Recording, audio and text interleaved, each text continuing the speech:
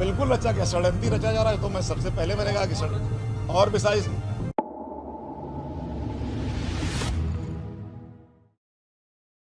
नीरज मौर्य का आरोप, बसपा भाजपा की बी टीम के रूप में कर रही है काम। बरेली के आंवला लोकसभा सीट से सपा उम्मीदवार नीरज मौर्य के खिलाफ कोतवाली में रिपोर्ट दर्ज होने के बाद उन्होंने बसपा को भाजपा की बी टीम बताया है। उनका कहना है कि भाजपा अब हार के डर से ये काम कर रही है। आंवला से वह मजबूत उम्मीदवार है, उन्हें फंसाने के लिए बसपा उम्मीदवार ने ये चाल चली है। उन्होंने कोई धोखाधड़ी नहीं की जिस आधार पर उनके खिलाफ रिपोर्ट की गई है। बसपा उम्मीदवार भाजपा की बी टीम के रूप में काम कर रही है। उन्हें आंवला से मुस्लिम समाज का पूरा समर्थन मिल रहा है। बात रही सत्यवीर से जान पहचान की, तो वह आबिद अली को भी बहुत अच्छे से जानते हैं। इसका तात्पर्य ये नहीं है कि उन्होंने पर्चा जमा करवाया। अगर वह गलत पाए जाते हैं तो आज से ही राजनीति छोड़ देंगे। भाजपा की मिली जुली साजिश है। वहीं इस मौके पर सपा नेता वीरपाल सिंह यादव ने कहा कि पहले बसपा को जांच करनी चाहिए थी। एक्सपर्ट से जांच के बाद साफ होता बहन मायावती के फर्जी साइन है या सही। बसपा बहुत पहले से अपना सिंबल बेचती आई है। क्या होगा, मेरा तो केवल इतना कहना है कि आबिद अली तो केवल मोहरा है, खेल कहीं दूसरी जगह पे चल रहा है। आंवला से समाजवादी पार्टी जीत रही है बहुत बड़े अंतर से, इसलिए सत्ता दल के लोग बौखला गए हैं और वो समाजवादी पार्टी के प्रत्याशी को फंसाने का और दुष्प्रचार करने का षड्यंत्र रच रहे हैं। और ये बसपा वाला उनका मोहरा है, ये कुछ नहीं, ना ये जीतने में है ना हारने में है। ये तो किसी को जिताने के लिए खड़ा हुआ है, किसी को हराने के लिए खड़ा हुआ है। इससे क्या मतलब है इससे? अभी 4 दिन पहले हमारी पार्टी से चेयरमैन बन गया, अब कभी मेंबर भी नहीं बन पाएगा आंवला का, उसका सभासद भी नहीं बन पाएगा। बन ले तो हम बता देंगे। तो ये खाम है, इनके बीजेपी वालों का मोहरा बना हुआ है। मुझे तो उस पर तरस आता है बेचारे को, बाकी कुछ नहीं है। अच्छा, ये उनका अंदरूनी मामला है, कौन सा सही था कौन सा गलत था, ये तो जांच का विषय है ना।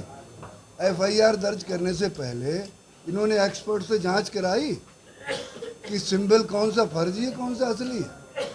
सिंबल कोई फर्जी असली नहीं, ये सही है कि जो राष्ट्रीय अध्यक्ष बाद में कहता है उसका मान्य होता है, पहले वाले का खारिज हो जाता है। मगर FIR तो कहीं नहीं होती है।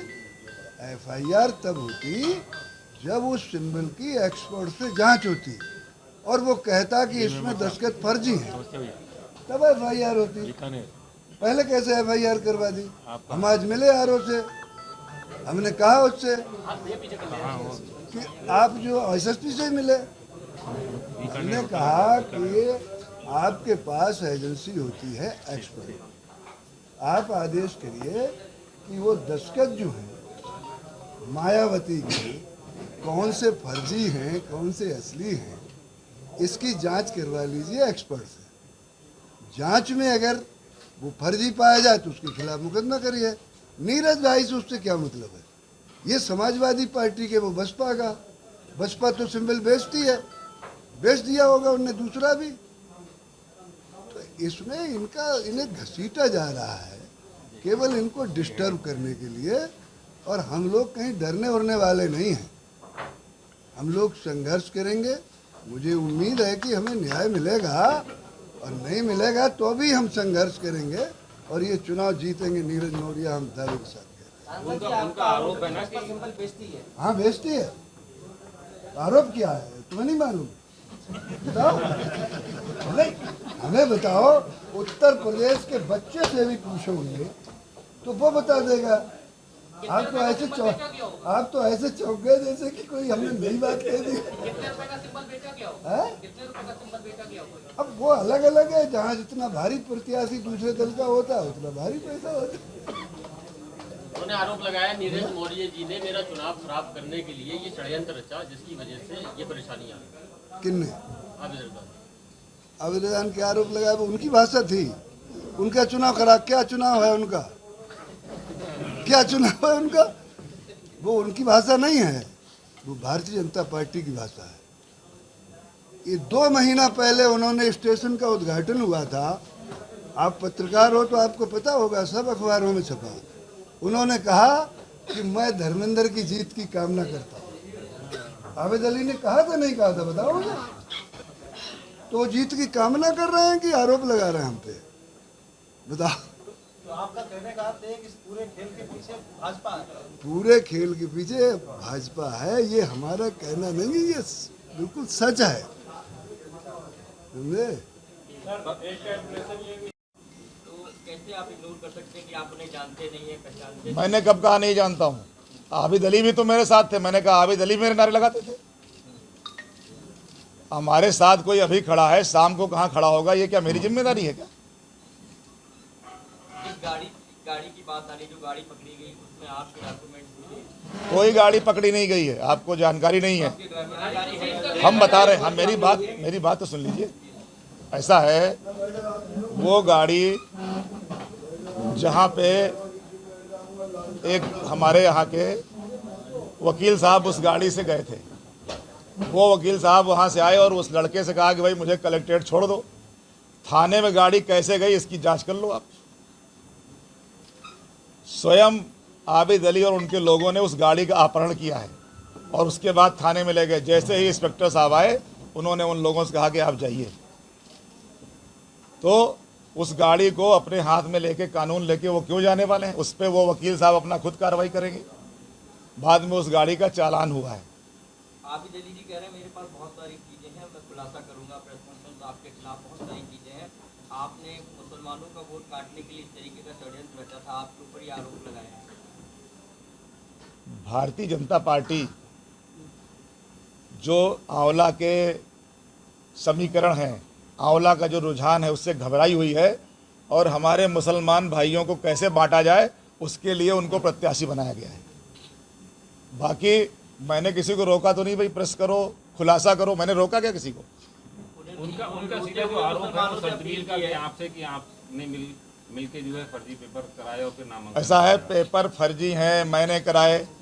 इसके लिए मैंने यहाँ के उच्च अधिकारियों से बात की, मैंने आरओ से बात की है और उसकी जांच करा लीजिए। हमने तो उसके लिए सर्टिफाइड कापी की भी मांग की थी, लेकिन वहाँ से बताया गया कि सर्टिफाइड कापी प्राप्त नहीं की जा सकती है, ऐसा नियम है। जांच करा लो भाई, हमने कहाँ रोका? हमने रोका है क्या? जांच करा के देखो क्या सही क्या गलत है, मेरा उसमें कहाँ से मेरा रोल बन रहा है। अगर मेरा कोई रोल बन रहा हो तो मैं सहर्ष जो कानून की नज़र में मेरे लिए सजा है उसको स्वीकार करता हूँ। मैं राजनीति से इस्तीफा भी दे दूंगा, संन्यास ले लूँगा राजनीति से, अगर मेरी कोई भूमिका उसमें है। गंभीर धाराओं में मुकदमा दर्ज हुआ आपके खिलाफ?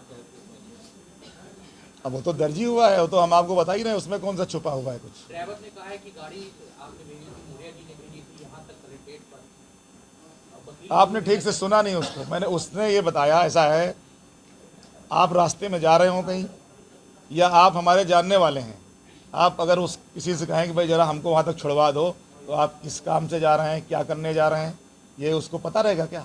लोग तो लोगों की गाड़ी भी मांग ले जाते हैं। मतलब आबिद अली आपसे गाड़ी मांग के ले गए थे, ये समझा जाए? कहाँ आप सुन नहीं रहे? आबिद अली नहीं, वकील साहब ले गए थे मांग की गाड़ी। आप आबिद अली पे अपहरण का आरोप लगा रहे हैं, तो क्या उनके खिलाफ मुकदमा दर्ज कराएंगे? आपकी गाड़ी अपहरण की है उन्होंने? नहीं, मेरी गाड़ी नहीं है। आपने कहा था ना। मैंने कहा वो गाड़ी जो वहाँ है वो मेरी नहीं है। वो गाड़ी जो वहाँ गई थी, थाने में उसको वही लोग लेके गए हैं कलेक्ट्रेट से ज़बरदस्ती। इस पे जो वहाँ के एक वकील साहब बैठे थे, अभी उनसे मेरी वार्ता नहीं हुई है, लेकिन वो वकील साहब उस पर कार्रवाई कराने के लिए विचार कर रहे हैं, ऐसा मुझे पता लगा है। और चूंकि मैं इस समय व्यस्त हूँ, इसलिए मैं समय भी नहीं पाया, वरना मैं उनसे व्यक्तिगत बात भी करूँगा। लेकिन जो उन्होंने मुझे घटना का ब्यौरा बताया था कि वहाँ से ले गए, मुझे ज़बरदस्ती ले गए और थाने में जाके खड़ा कर दिया। पुलिस गाड़ी नहीं ले गई। आप अगर इसकी पुलिस से भी जानकारी कर सकते हैं। ताज़ा खबरों से जुड़े रहने के लिए हमारे चैनल को सब्सक्राइब करें और बेल आइकन को दबाना ना भूलें, ताकि हर खबर की नोटिफिकेशन आपको मिलती रहे।